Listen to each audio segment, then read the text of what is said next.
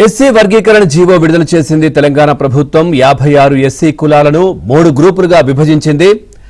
మొదటి గ్రూపులో ఉన్నవారికి 1%, రెండో గ్రూపులో ఉన్నవారికి 9%, మూడో గ్రూపులో ఉన్నవారికి 5% రిజర్వేషన్లు వర్తించనున్నాయి.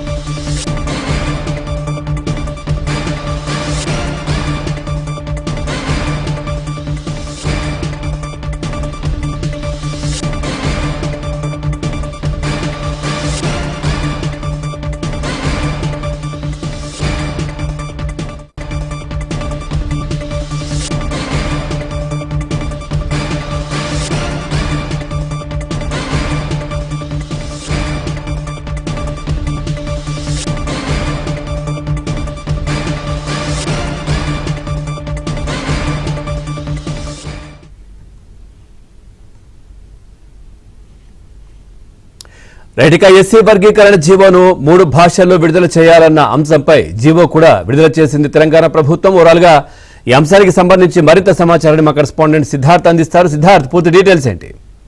సంక్షిపదం దశాబ్దాలుగా ఉన్నటువంటి ఎస్సీ వర్గీకరణ సమస్యను తెలంగాణ ప్రభుత్వం పరిష్కరించింది.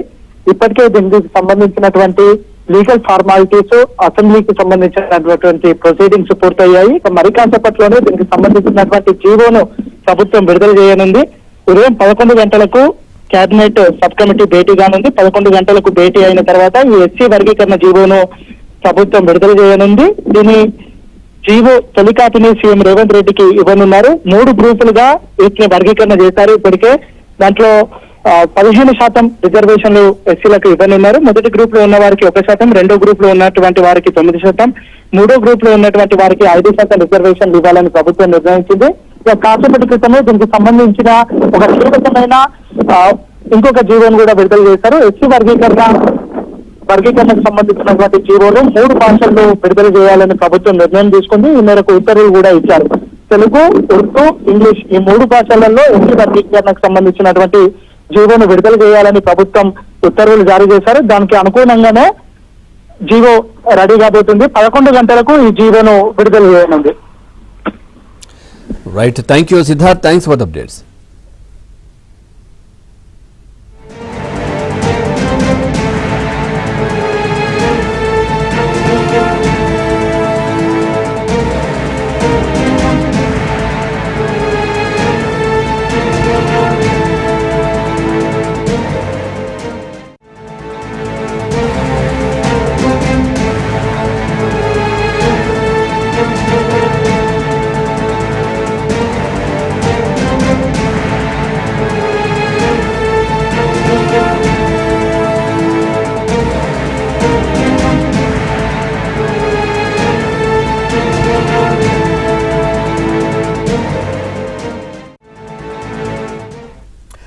చూస్తున్నాం, షెడ్యూల్డ్ కులాల్లో బాగా వెనుకబడి రిజర్వేషన్ల ఫలాలను సరిగా పొందలేకపోయినటువంటి కులాల కళ నెరవేరుతోంది.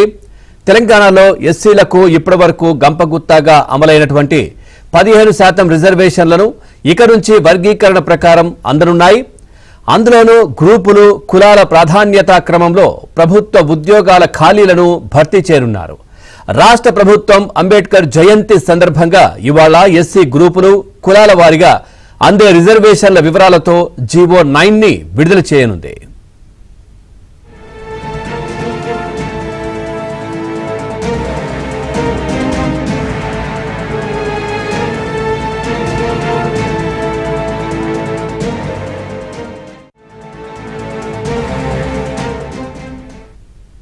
ఇక అంతకంటే ముందు ఎస్సీ వర్గీకరణపై ఏర్పాటైన మంత్రివర్గ ఉపసంఘం సచివాలయంలో భేటీ అవుతుంది.